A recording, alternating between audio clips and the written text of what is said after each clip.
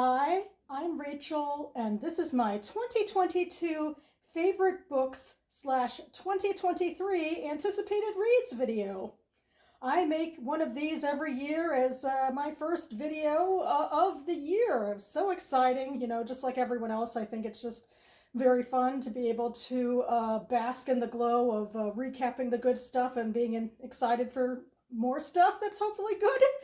But anyway, I'm sitting here in front of my phone, unlike usual. That's my angle is weird to me and everything. My camcorder stopped working the other day. I think it's going to be an easy fix, and hopefully things will be back to normal soon. But for now, the show must go on. And anyway, I do think maybe this camera does give me a better angle to show you the pajamas I'm wearing that my sister got me for the holidays. Here's my weekend is all booked shirt, and then the leggings have bookish designs on them. I also shared these, not wearing them, but just sharing them on my latest book haul video. But anyway, on to the important part of this video. I am first going to share my top 3 reads of 2022, and then I have 9 anticipated reads for the beginning half of 2023. So my third favorite book of the year was Leviathan Falls by James S.A. Corey, aka Daniel Abraham and Ty Franck, writing together. It is the final in their Expanse series of novels, which was made into an Amazon slash sci-fi series. That's how I found out about it. And I finally got through the entire series. And honestly, I feel like I might be rating this book more highly than it deserves individually. Part of it really is my feelings about just wrapping up the whole series and how pretty much everything stayed together till the end. And I was especially happy for how they handled the villain at the end. I just thought that came together nicely. It wasn't too over the top, and I don't know, it just stayed with the themes, I think, about, this idea of humans interacting with this alien technology and what it all means. But the most important thing, I think, had to do with centering on the main cast, which is something I think that happened more in the last couple of books. There were, I think, fewer guest stars. There still were guest POVs, although some of them were repeat POVs by this point, so you get to know them. But the main cast is the crew of the Rocinante ship, and it's been a long time. The series spans over 30 years of their lives together. And in that last book, or a couple of books in particular, I feel like they were really able to try and make some forward momentum, especially for the character of Naomi, although I still kind of think the TV show did better with her. But it was nice to get something, her in perspective and her individuality a little bit more in those two. And I feel like the other characters, they stayed true to themselves, but also moved forward in interesting ways as well. There's a lot of huge, fantastical elements, especially in the end of this series, and also staying true to a lot of the hard sci-fi as well. But then there are some nice character beats. So yeah, I just feel like they really stuck the landing, and so I just want to give my kudos to them for that. My second favorite read of the year is On Repentance and Repair, Making Amends in an Unapologetic World by Danya Ruttenberg. Apologies, I know this will be backwards because I'm filming on my phone, and I figured I'd rather, be able to look at myself as I film, but anyway. So yeah, this is my number 2. I read it over high holidays because the idea of repentance is a huge theme of the high holidays, and I'm really glad I read this. To me, this feels like a pinnacle of using Jewish thought to really get to these major sort of moral themes in a way that really speaks to me and makes me respect my own tradition. Ruttenberg goes into both the past and the present, I think, to make these points. She relies a lot on the work of a medieval philosopher, Moses Maimonides, but then she also definitely is talking to our day and age.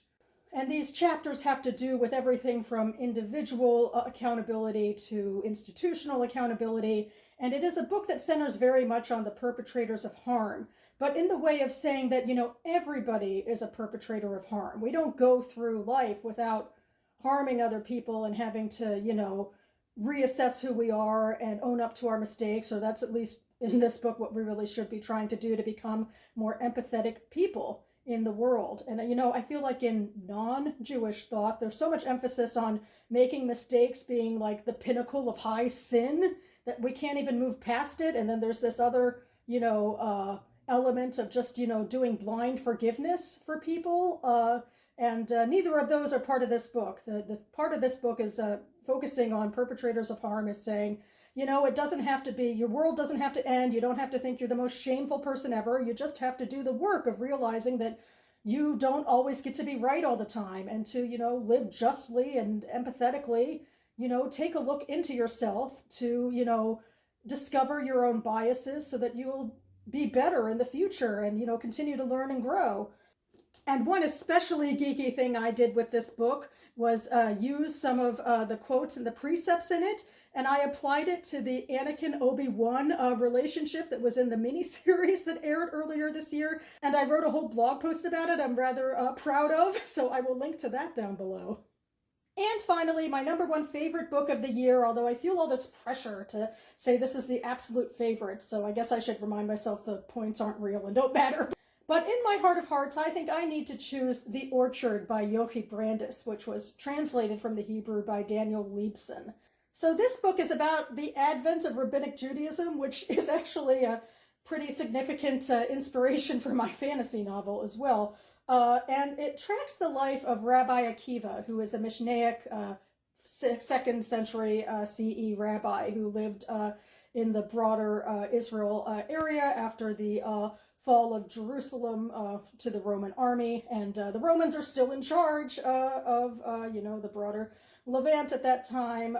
And with the temple gone, because they're no longer in Jerusalem, the idea of Rabbinic Judaism is really starting to take hold and take more form. And there's particularly two houses of study, the House of Hillel and the House of Shammai, who are kind of in opposition to each other about how best to codify things for the Jewish people, how best to interpret or understand the Torah and to write out the Mishnah and ultimately the Talmud and that sort of thing.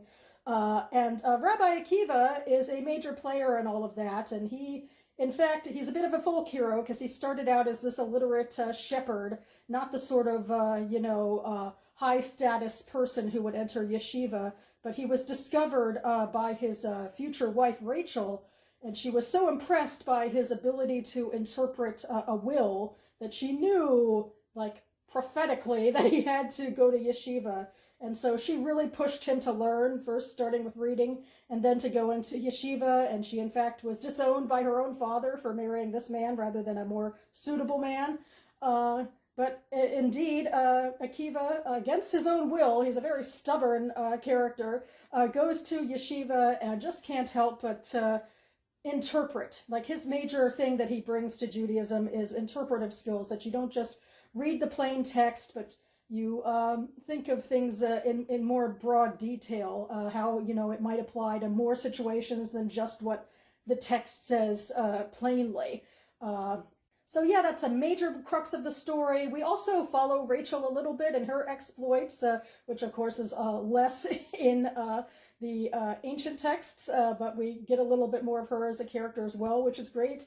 And it ends with the orchard, which is a parable from the Talmud, which the orchard is a stand-in for a divine space where Rabbi Akiva and one of his colleagues and a couple of his students were able to enter to sort of become closer to God, too close to God, really, for most humans to be able to handle, because Rabbi Akiva was the only one to come out of that place, like, fully alive and sane, or so we think. But one of the major things Yochi Brandis does in this book is actually tell us what Akiva experienced in the orchard. Of course, this is her interpretation as a modern biblical scholar of today, and it is very much influenced not only by that, but by the whole crux of Jewish history that Akiva, of course, did not live to see personally. But this really goes into sort of biblical texts as well, because we're constantly sort of rewriting things as midrash, as it were, in Jewish text. And as I read it, I was just so enamored and obsessed. And I feel like I'm a little less, geeked out to that max right now, but I remember that feeling so well that I feel like I'm just going to honor that feeling in this video and say that it is my favorite read of the year. As for my favorite read of 2023, who knows? Maybe it'll be one of these 9, or maybe it'll be something else entirely.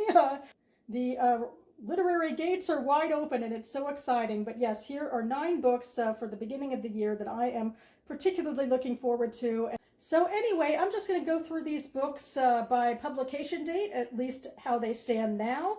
And the first book coming out on January 3rd is Brotherless Night by V.V. Ganeshanathan. V.V. Ganeshanathan, or Sugi, is an author I know through her podcast, the Fiction Nonfiction podcast on Literary Hub. And this is her second published novel. In fact, her first is on my TBR. I haven't gotten to it yet, but the second one intrigued me, so I thought, why not just put that on as well? And Brotherless Night is a historical fiction novel about a young woman who I think is trying to follow her dream of becoming a doctor, but her family is a bit fractured by the Sri Lankan civil war, and the Tamil Tigers are involved somewhat. I think this is loosely based on the author's history, or at least her country's history. Also on January 3rd, we have Sam by Allegra Goodman.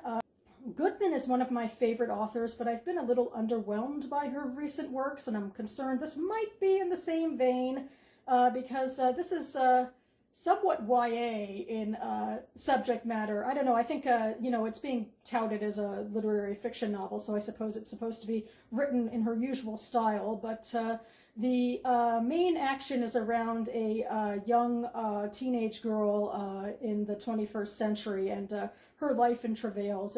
And it's just different than I think the adult communities that she follows and the ones that I particularly love. And even Kirkus is a little iffy on this book. So I'm putting it on the list because I still feel like I want to, shout her out a little bit, but I wonder if we're falling a little out of love, or who knows, maybe it'll be a good book, or maybe her next book will be more in line with what I like. But in fact, her publisher has been touting this book through Goodreads giveaways ever since last May. It was so surprising to me, and I've been, dutifully signing up for each giveaway, and I haven't won one yet, so I might have to procure it another way. The next book on my list comes out on January 24th. It is Shut Up and Write the Book by Jenna Moreci. Those of us who are on the AuthorTube side of the YouTubes might know Jenna Moreci. She is a very famous AuthorTuber. She self-published a couple of books, I think most prominently a couple of dark fantasy books is how she touts them.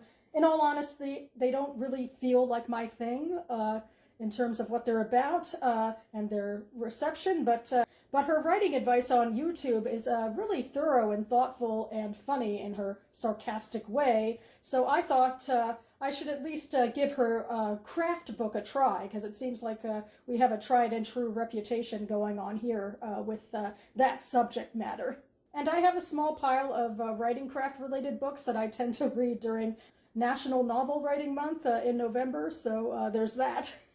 Moving into February, this is my one science fiction book on the list, and a new author, a new series for me. This is Meru by S.B. Divya, which in fact I found through Thomas SFF 180's channel. He does, annual lists of upcoming science fiction, fantasy, and horror. And I have a bunch of fantasy books that'll be coming on this list later. A lot of sequels coming out this year.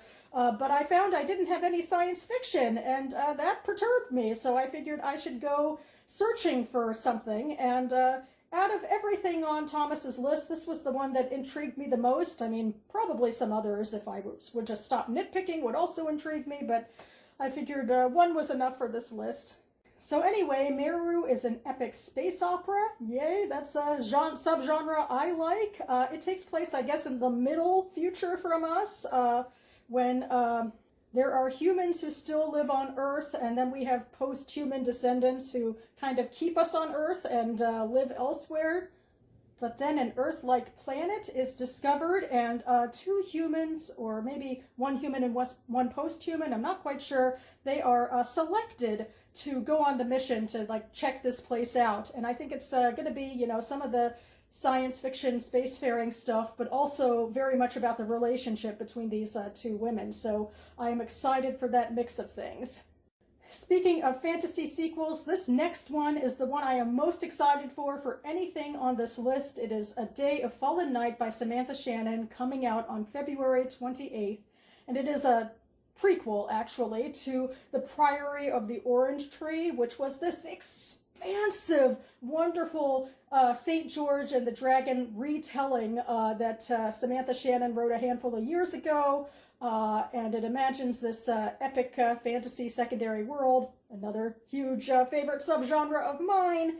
And there are a lot of matriarchal societies, and she went from the east to the west and talked about dragons in each of them, and they were inspired by dragon myths in like England and I believe then in China. And so this prequel talks about some of the stuff that some of the lore, I suppose, in the first book, and it's just fleshing out how things got started. And I assume it's going to be very similar to the first book, but I don't care if it's like almost exactly the same. I loved that book. It was so enriching and just so fun to dive into, and daunting because it was a huge book, and this one will be a huge book, but I am in for this. Going back to booktubers on this list, the next one I have, also for February 28th, is The Secrets of Heartwood Hall by Katie Lumsted, who you might know as Katie from Books and Things on BookTube, where she predominantly talks about Victorian literature. And she, in fact, has written a historical fiction that is based in Victorian England, and I think it has a lot of Gothic feels to it as well. And I'm very excited for this. I'm excited to, support, somebody I found through the BookTube community. And I also feel like this whole Gothic milieu is something that I particularly loved when I was younger. It was just such a fun genre to get sucked into. So I hope this one will suck me in as well. Of course, the UK cover is nicer, I think most people would think, than the US cover, so I don't know, I might go to Book Depository to get that one, or I might just, do the US cover and boost her sales here. My next fantasy sequel comes out on March 7th. It is The Faithless by C.L. Clarke. This is a sequel to a book I just read over November, The Unbroken, and this whole series is called The Magic of the Lost, which refers to the magic of an oppressed people that has been lost. And this series is loosely based on French colonialism in Algeria.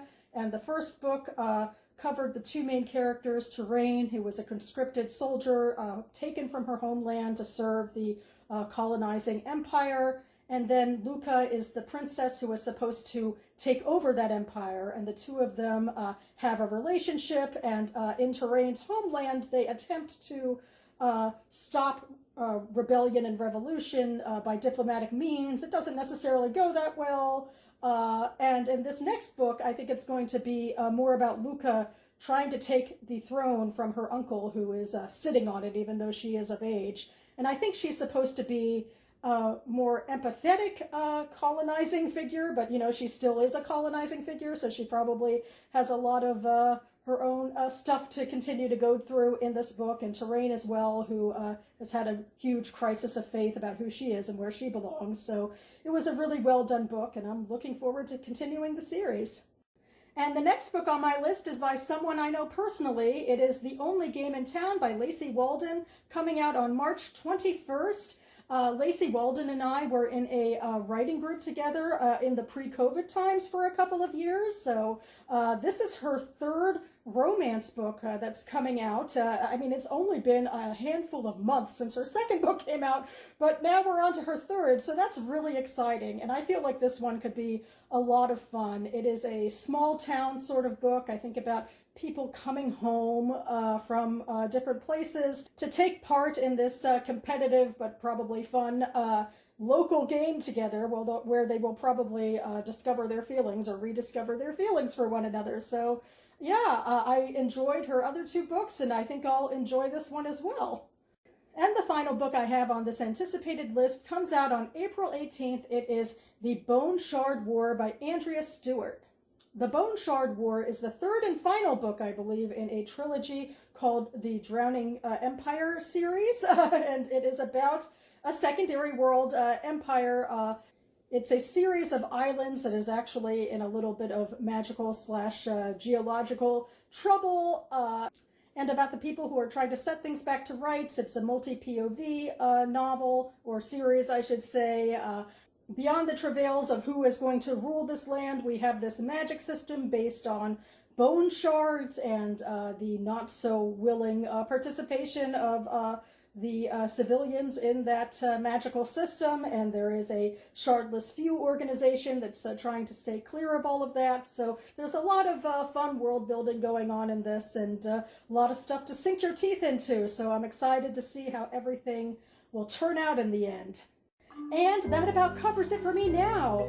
I will leave my Goodreads reviews for my 3 favorite books of 2022 down below, as well as the Goodreads pages for the 9 that I am anticipating for the first half of 2023.